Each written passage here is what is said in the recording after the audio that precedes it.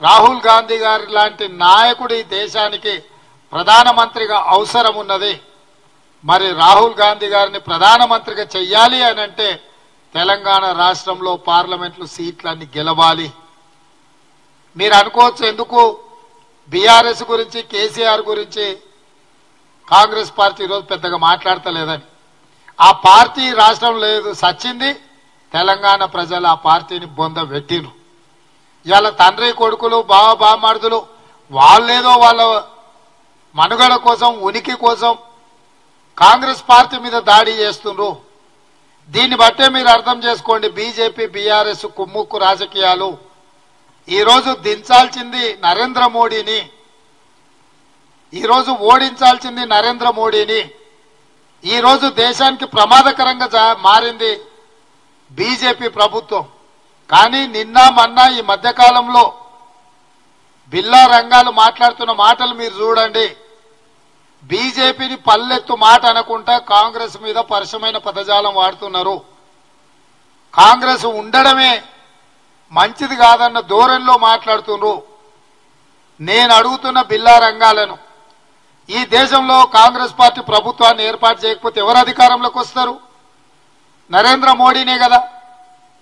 మరి కాంగ్రెస్ రాకుండా నిలువరించాలని మీరు చేస్తున్న ప్రయత్నము మూడోసారి ఈ దేశానికి నరేంద్ర మోడీని ప్రధానమంత్రిని చేయడానికి మీరు చేసుకున్న చీకటి ఒప్పందం ప్రజలకు అర్థం అవుతలేదని మీరు అనుకుంటున్నారా?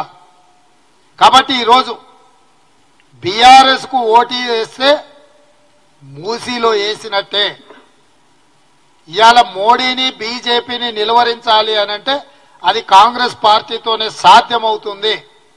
పునర్విభజన చట్టంలో పొందుపరిచిన అంశాలను సాధించుకోవాలంటే అడిగేది మేమే, ఇచ్చేది మేమే. ఈ ఎన్నికల్లో కేంద్రంలో కాంగ్రెస్ అధికారంలోకి వస్తేనే తెలంగాణకు ప్రజలకు ఇచ్చిన హామీలు 100% అమలు జరుగుతాయి. ఇంతకాలం కేసీఆర్ అడిగింది లేదు, మోడీ గారు ఇచ్చింది లేదు. ఇప్పుడు ఇచ్చేది మేమే, తెచ్చేది మేమే. తెలంగాణ ప్రజలకు ఇచ్చిన హామీలు అమలు జరగాలి అని అంటే ఈ రాష్ట్రంలో 17కు 17 సీట్లు కాంగ్రెస్ పార్టీ గెలవాలి. 2004, 2009లో ఆనాడు కాంగ్రెస్ పార్టీ ఈ ప్రాంతం నుంచి 30 పైగా పార్లమెంట్ సీట్లు గెలిపించినందుకు కేంద్రంలో యూపీఏ 1, యూపీఏ 2 ప్రభుత్వాలు ఏర్పడ్డాయి. తద్వారా జనరంజకమైన పాలనను ఆనాడు కాంగ్రెస్ పార్టీ అందించగలిగింది. ఈ రోజు కూడా తిరిగి కేంద్రంలో కాంగ్రెస్ ఇండియా కూటమి ప్రభుత్వాన్ని ఏర్పాటు చేయాలి అంటే తెలంగాణలో ఉన్న సీట్లన్నీ కాంగ్రెస్ పార్టీ గెలవాలి. కాంగ్రెస్ పార్టీ గెలవాలి అని అంటే ఇక్కడున్న ప్రజాస్వామిక శక్తులన్నీ కూడా ఏకం కావాల్సిన అవసరం ఉంది.